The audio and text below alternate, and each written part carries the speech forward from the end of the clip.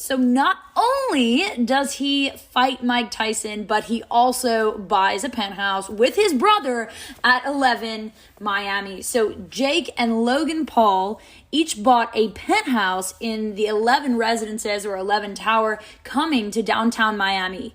Together, those penthouses were valued at around $20.5 million. A monumental sale for Miami.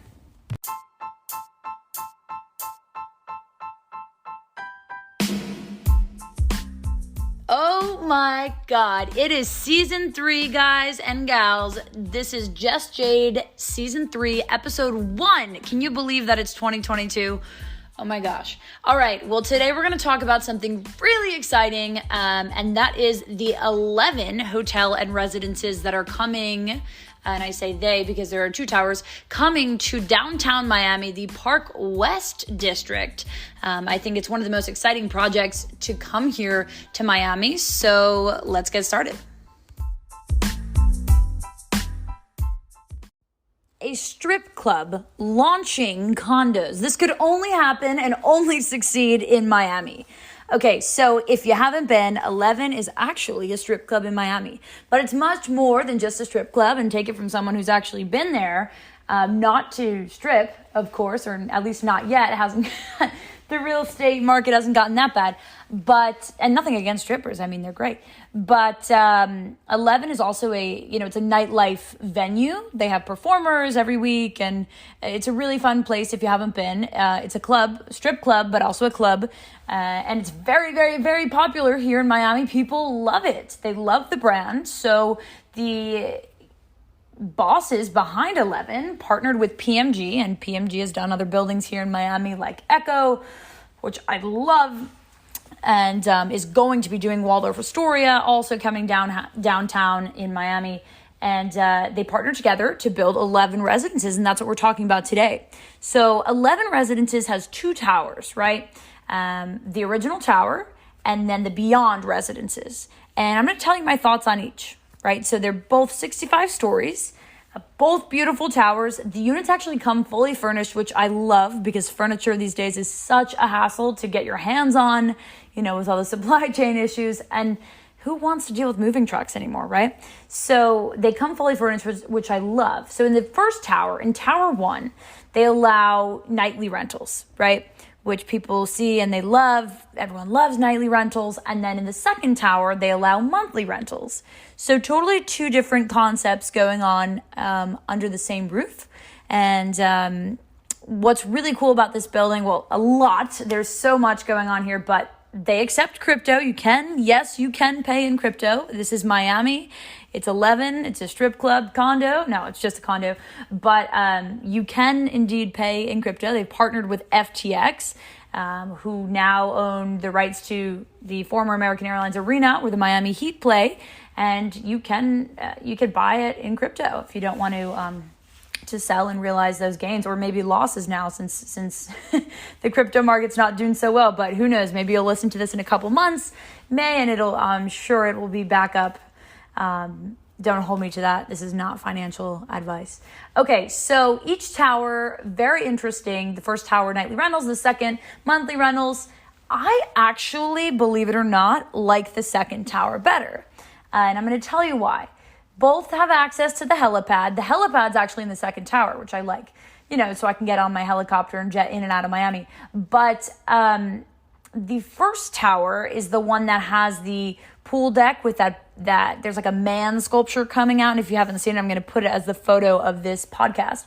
And that's where they're going to have the DJs perform on the weekend that have been at Club 11 performing, the night before. So why do I like the second tower better?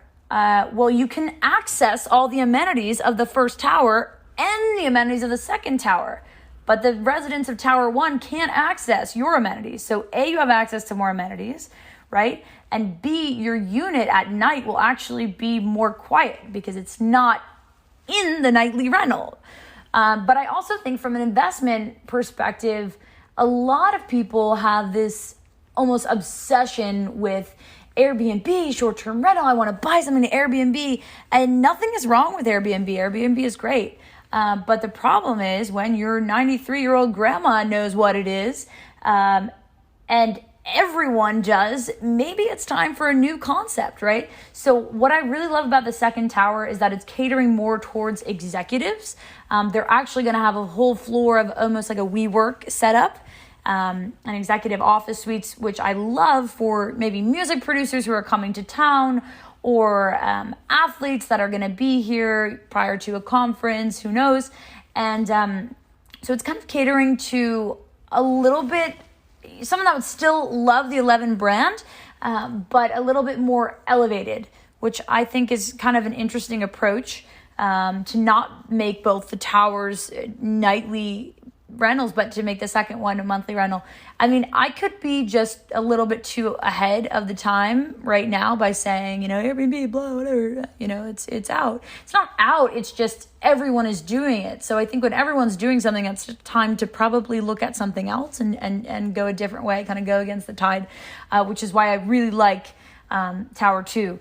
I also think that if you look at recent trends in Miami, rental rates are up 40% since last year, and they're likely going to go up again.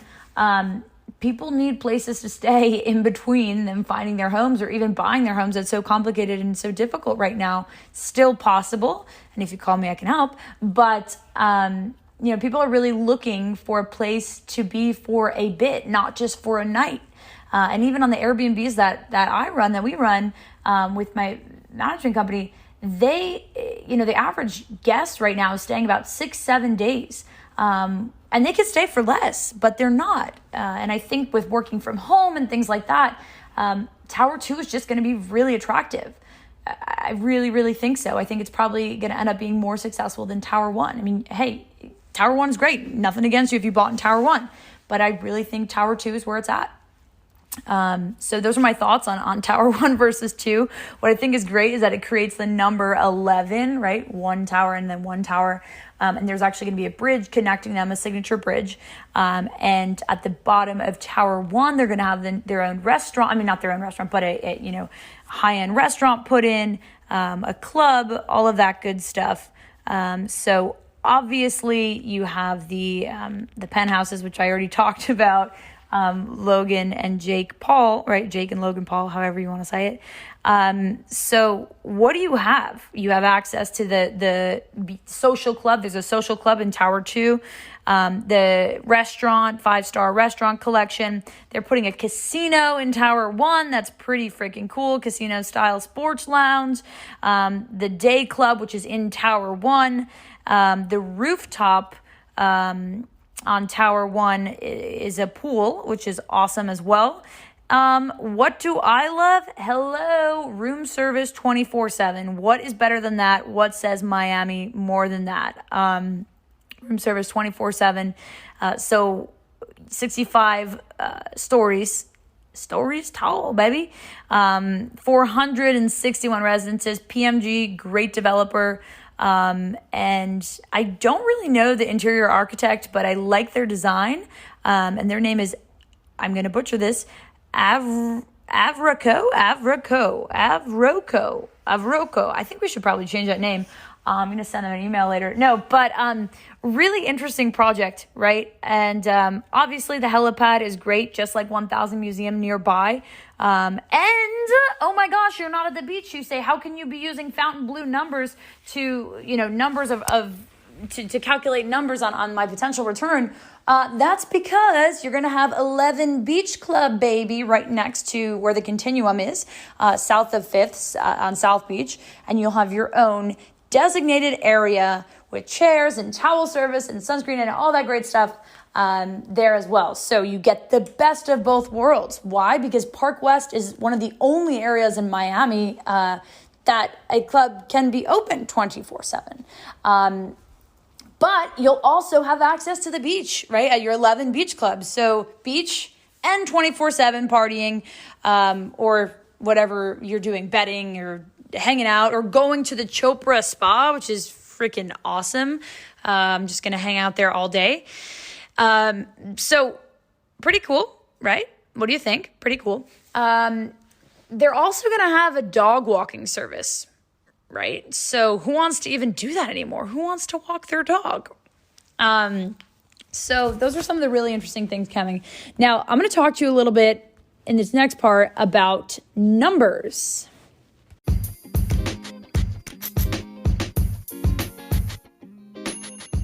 Okay, so all of this stuff, helipad, beach club, 24/7 room service, dog walking services, Chopra spa. How much is that going to cost me, Jade? You're probably talking about $3-4 million. I'm not. So what's really interesting about 11 is that it has such a wide range of prices.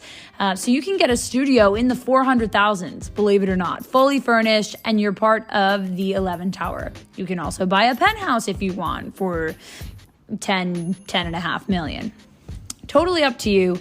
But there is that variability there. So as far as units go, if you get a studio right now, it is January, I don't even know what day it is, the 24th. It's Monday. So I'm going to say these prices today, they're probably going to change because that's what happens. The more they sell, obviously, the stronger the prices are. So you can get a studio right now for $416,000. That's the least expensive studio you can get. And, you know, my personal favorite studio is the 07 line. I just like the way it's oriented. And that studio, which is 405 square feet, the best price one is $476,000. Right. If you want to go to a one bedroom today, as of Monday, January 24th, the best price one bedroom is the low 724. And if you want to go to a two bedroom, you want to be really fancy, the best price in the two bedroom right now is just under $1 million, in the 10 line at $997,000. So that gives you kind of an idea of some of the price intervals, for where you need to be for what you want. But what I love is that for $416,000, whatever it is, you can be part of all of that, something that would normally cost millions of dollars, right? So that's pretty cool. Now, let's talk about numbers and occupancy rates and all that really, really sexy data, because I know that that's what you guys are really interested in. But first, I'm going to tell you, if you are interested, obviously you should reach out to me. But as far as what you need to pay, it's basically this year in 2022 is going to be a total of 30%. In 1 year from summer, so summer 2023 is another 10%, and then the balance of 60% at closing. And you can obviously finance up to 80 typically when the building is built, so you get that extra 20% back. So you lay out 40, you get 20% back, and then you can finance the balance there if the banks are still around in a couple of years. No, I'm kidding. But yeah, so let's say it's $416,000, right? You would essentially lay out like $166,000, and then you would get $83,000 back at closing. So you'd just be out 83 rather, plus your closing costs. So those are some numbers for you. But what I want to talk about is what I'm comparing this to for investors. And I'm actually comparing it to Fontainebleau, which is an older building. Now it's funny to say that, on the beach that people love. Why do they love Fontainebleau? Because not only do you have the beach and all that jazz, but you have Live, which is a great club. Similar vibe to 11, believe it or not the strip part, but the crowd. And so I actually went ahead and got some quotes from from Fontainebleau on how much it would be to stay during certain time periods in different rooms and things like that. They're probably angry because I never booked it, but I just used it for data on my end. So I estimate all the numbers super conservatively because the last thing I want to do is you to end up being upset at me. So I'm just going to do this exercise with you on a purchase price of just under $480,000, right? It's a studio. So monthly, believe it or not, this would go for about $11,000 a month. Conservative, very, very, very conservative. This is an average based on the prices of Fontainebleau, an average between the summer and the winter, high and low ends, right? And then I took a little bit less just because I want to be conservative. I did an occupancy rate of about 70%, even though it's a little bit higher downtown. It's between 75 and 80, but just, you never know. So yearly gross, you're going to be just over 92,000. And then your expenses, you're going to subtract, obviously, your maintenance, your HOA on this project is obviously the amenities are insane. So it's $1.25 a square foot. Your taxes, your insurance, your electric, and I also put in the 30% management fee that the building can do for you. So your total expenses are about 44,000. So your net income is about 48. So your ROI is over 10%, which is absolutely sexy. And guess what? That explains why the second tower is already 60% sold. Boom, right there. So if you think those numbers are sexy, or if you just want to say hi, send me an email, send me a DM, whatever the heck you want to do. But I'm around, and 11 is going to be amazing.